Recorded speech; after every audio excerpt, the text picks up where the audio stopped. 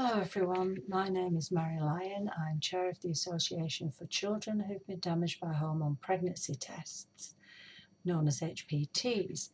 I've prepared a short narrative on HPTs which I would like to share with you today, please. In the 1960s and 70s, although non-invasive tests for pregnancy were available, GPs often prescribed the HPT Primodos instead, but without providing any information to allow an informed choice to be made. Primodos had no therapeutic benefit at all, unlike thalidomide, but carried a similar risk of harm due to the excessive dose of hormones they contained, which was 40 times the dose used in the oral contraceptive pill. This huge dose of hormones in the early stages of pregnancy was dangerous, unnecessary, and we believe caused miscarriages, stillbirths, and severe congenital abnormalities. So why is this relevant today? Because medicines and medical devices are still being used without an assessment of their risks against perceived benefits and without providing information to make an informed decision, just as they did in the 1960s and 70s. So why were they prescribed? Well, for GPs, they were convenient, time-saving and incentivised by the manufacturer. For the manufacturers, it was simply down to profit. Conflicts of interest were also endemic in the regulatory agencies, together with close ties with the manufacturers, and influenced many of the regulatory decisions made. Regulators in the UK were not held accountable for their actions, so suppression of safety concerns went unchallenged, and an ineffective, unsupervised regulatory body continued to place women at risk. Had robust and transparent systems been in place to assess the risks versus benefits of HPTs, Primodos would have been removed from the market after the first warning about its safety in 1958, as there was no benefits to the mother, just risks. Instead, Primodos remained in use until 1978, 20 years after the first warning.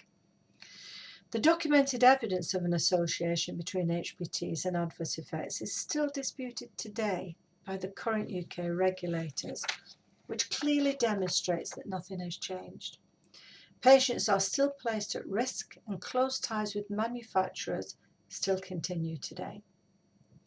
This is why it is essential to implement all the recommendations contained in the Independent Medicines and Medical Devices report, including the appointment of a Patient Safety Commissioner.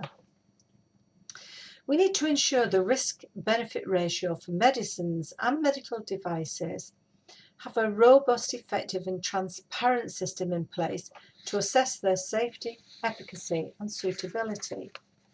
It is essential the process includes the mandate to hold the healthcare system to account, plus the ability to implement actions when needed and without delay. The recommendations in the review are the building blocks to initiate this urgent change necessary for an efficient and transparent regulatory system, and will set the benchmark for improving patient safety. Baroness Cumberledge's first priority was to listen to patients, was protecting the independence and integrity of the review, and ensuring it was transparent, unbiased and free from any influence by government agencies and manufacturers. The 9 recommendations in the report are positive, achievable and vital to ensure crucial changes in our failing regulatory system and healthcare services are made. The review is a remarkable achievement which will improve the UK healthcare system for future generations, but only if the recommendations are implemented and patient voices are heard. And you're probably asking, what can you do to influence these changes and to ensure patient voices are finally heard? Well, you can listen with an open mind and not assume or prejudge when concerns about medicines or devices are raised. Treat each concern as a learning opportunity and discuss solutions together with the patient. Share information, ensure patients can make an informed choice and discuss the risks and benefits of the recommended medicines and devices. Discuss other choices which may be available also. These discussions will ensure an informed decision can and will be made. And question your understanding of their concerns. Have you fully understood the impact on their health? Did they feel they were given sufficient information about the medicines and devices? And did they feel they were provided with enough information to make that important informed choice? Most importantly is to look at the issue of reporting adverse events. You should be aware of the reporting system and discuss the processes with the patient, assist them in flagging any concerns to the appropriate department, and reassure the patient that their report will be used to improve the healthcare system for everyone. Thank you for listening. With your help, we will ensure our NHS and our health services are the best in the world. Thank you.